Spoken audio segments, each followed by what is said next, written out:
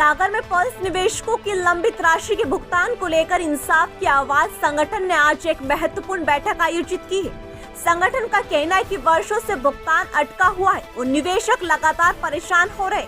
नई दिल्ली में 3 बार आंदोलन के बाद अब वित्त मंत्रालय ने कुछ आश्वासन दिया है। सागर तहसील के हनुमान मंदिर परिसर में रविवार दोपहर इंसाफ की आवाज संगठन के बैनर तले पल्स निवेशकों के लंबित राशि भुगतान को लेकर एक बड़ी बैठक आयोजित हुई। बैठक में जिले ही नहीं आसपास के क्षेत्रों से पीड़ित निवेशक भी बड़ी संख्या में मौजूद रहे।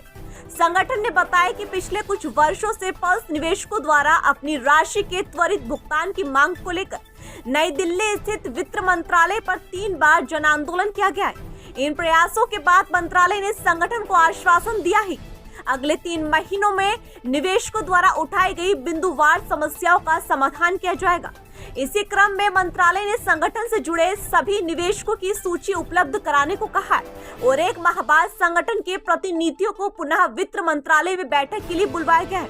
बैठक में संगठन पदाधिकारियों ने निवेशकों को बताया कि सभी लोग निर्धारित प्रपत्र फॉर्मेट में अपनी जानकारी भरे, जिसमें पॉलिसी नंबर, मोबाइल नंबर और अन्य आवश्यक विवरण शामिल होंगे। यह फॉर्म आगामी बैठक में जमा करवाना अनिवार्य रहेगा। निवेशकों ने बैठक में बताया कि 2016 के बाद से पल्स PACL का पैसा अभी तक सोबी द्वारा जारी नहीं किया गया है। कई बार दिल्ली में धरना प्रदर्शन, आंदोलन और ज्ञापन देने के बावजूद भुगतान अटका हुआ है। इसी कारण इंसाफ की आवाज संगठन बार बार ये मांग उठा रहा है कि निवेशकों की मेहनत की कमाई को जल्द से जल्द वापस किया जाए।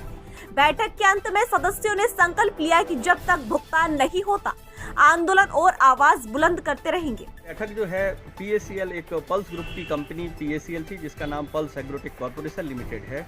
यह कंपनी वर्ष 2014 में सेबी के द्वारा निषेधित की गई और माननीय सर्वोच्च न्यायालय के द्वारा 2 फरवरी 2016 को प्रकरण क्रमांक 13,301/2015 में आदेश पारित किया और भारत सरकार की एक एजेंसी सेबी, जिसको निवेशकों के भुगतान की जिम्मेदारी दी गई, कंपनी की जो जब्तशुदा संपत्तियां ऑल ओवर इंडिया में हैं उनको सेबी के सुपुर्द किया गया और निगरानी के लिए chief justice, retired chief justice श्रीमान RM लोधा जी की कमेटी बनाई गई। उनकी अध्यक्षता में निवेशकों का भुगतान किया जाना माननीय सर्वोच्च न्यायालय के आदेशानुसार होना था।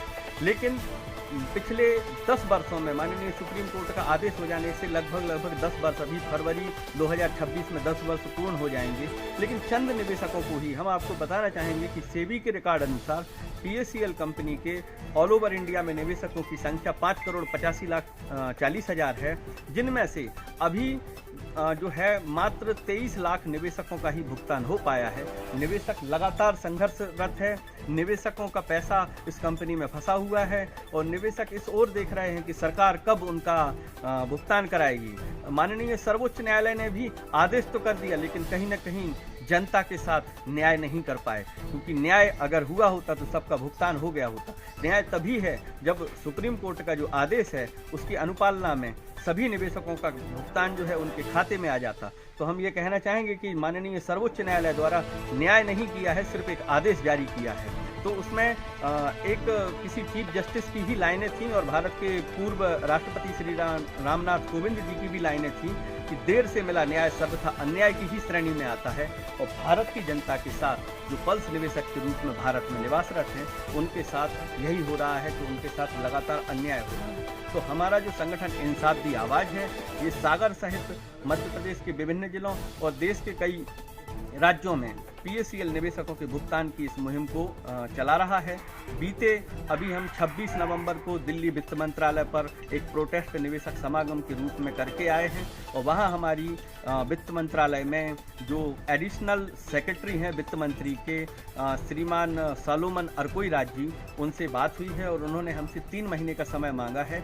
हमने निवेशकों की जो ग्राउंड लेवल की मुख्य समस्याएं हैं उनको श्रीमान जी के समक्ष रखा है और उन्होंने 3 महीने का हमें आश्वासन दिया कि आप 3 महीने बाद आइए, हमसे मिलिए, आकर हम आपको आपकी द्वारा जो बताई गई बिंदुवार समस्याएं हैं इनकी कितनों का हम तत्काल निराकरण कर सकते हैं उसके बारे में आप बताएंगे और जितने कोई टेक्निकल इशू होगा उसके बारे में आपको बता देंगे कि इन समस्याओं का। तो उन्होंने पूर्ण आश्वासन दिया है कि पहले जो कुछ हुआ है अब से जो है वित्त मंत्रालय निवेशकों की तरफ अग्रसर है, उनके न्याय के लिए काम करेगा और जल्द ही सेबी को इस संबंध में डायरेक्शन दिए जाएंगे। तो आज इसी संबंध में ये बैठक सागर में